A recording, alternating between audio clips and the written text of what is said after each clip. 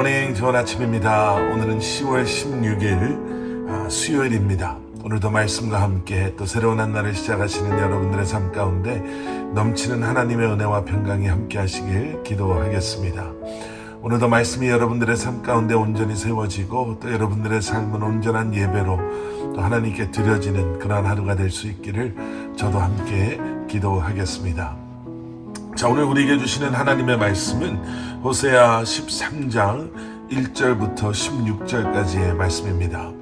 호세아 13장 1절부터 16절까지의 말씀. 사무엘하 7장 18절에는요 이러한 말씀이 있습니다.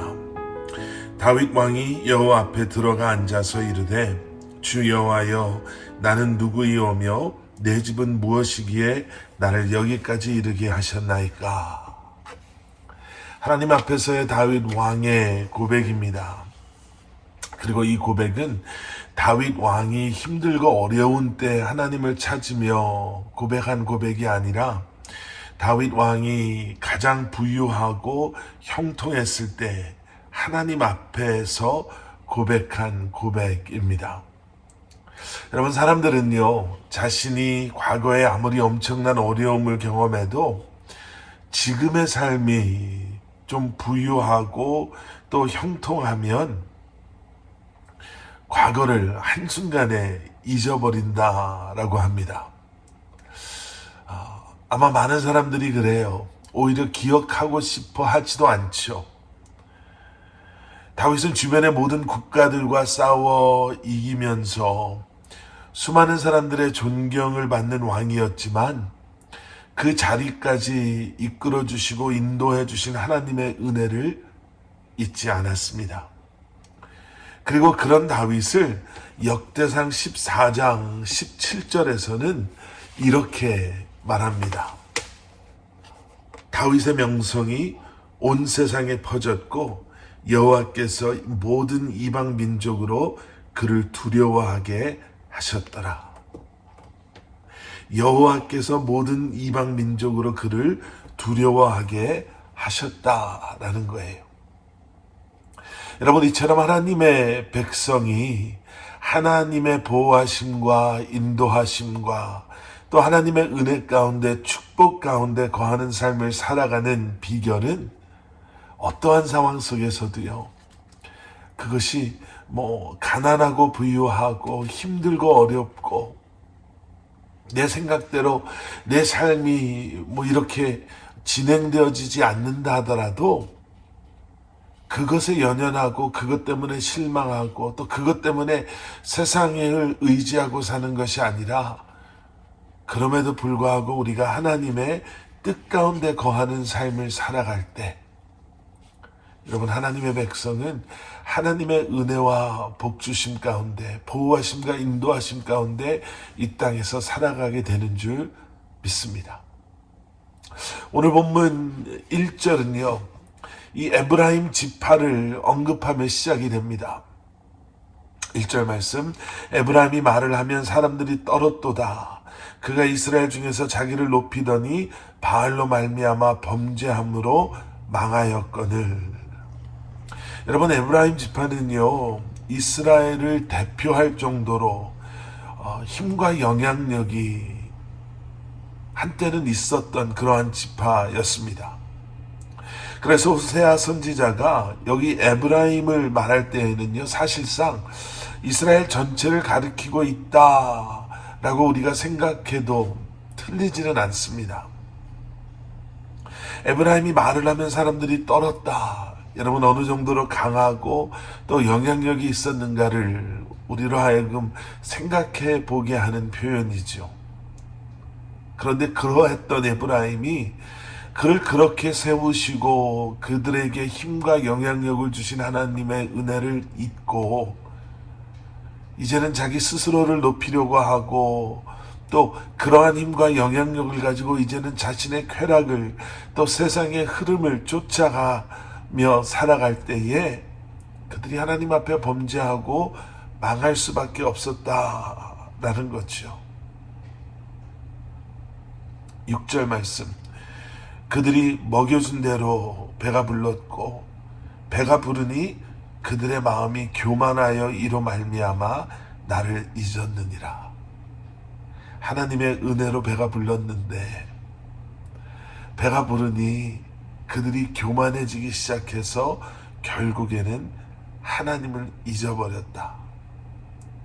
여러분, 그 지파가 아무리 크고 그 나라가 아무리 강하고 영향력이 있다 하더라도 여러분, 하나님께서 함께 하시지 않으신다면 무슨 소용이 있겠습니까? 본문 3절에는 이렇게 말하고 있죠. 그들은 아침 구름 같으며 쉬 사라지는 이슬 같으며 타작 마당에서 광풍에 날리는 쭉정이 같으며 굴뚝에서 나가는 연기 같으리라. 아침 구름, 이슬, 광풍에 날리는 쭉정이, 굴뚝에서 나는 연기, 무엇을 의미하는지 아시겠죠? 있는 것 같다가도 언제 있었냐는 듯이 순식간에 사라져버리는, 가장 큰 힘을 가졌던, 어쩌면 그래서 가장 큰 열심과 열정으로 하나님을 섬겨야 했던 에브라임 지파가 오히려 하나님께서 가장 싫어하시는 우상 숭배와 교만함 가운데 부끄러운 일들을 행하고 있었다. 그런 그들의 힘과 영향력은 이제는 소리도 없이 흔적도 없이 사라져버리게 되는 것. 자신의 욕심 또 교만함 가운데 살아가는 그들을 향해 하나님께서는 그들이 하나님의 심판 아래, 무서운 심판 아래 놓일 수밖에 없음을 말씀해 주고 계십니다. 자, 그런데 4절 말씀을 보세요. 그러나 애굽 땅에 있을 때부터 나는 내 하나님 여호와라. 나밖에 내가 다른 신을 알지 말 것이다. 나 외에는 구원자가 없느니라. 하나님의 무서운 심판 앞에 서야 함이 당연했었지만, 그런데 그 심판을 결정하신 하나님께서 이스라엘 앞에 자신을 구원자로 소개하고 계시는 거예요. 그들이 받아야 할, 우리가 받아야 할 모든 죄와 그 죄의 결과를 독생자 예수 그리스도에게 받게 하심으로 바로 그 십자가의 은혜로 멸망의 자리가 아닌 구원의 자리로 우리를 나아가게 하시는 것입니다. 여러분, 하나님의 은혜를 기억하며 살아갈 수 있기를 주님의 이름으로 간절히 축원합니다.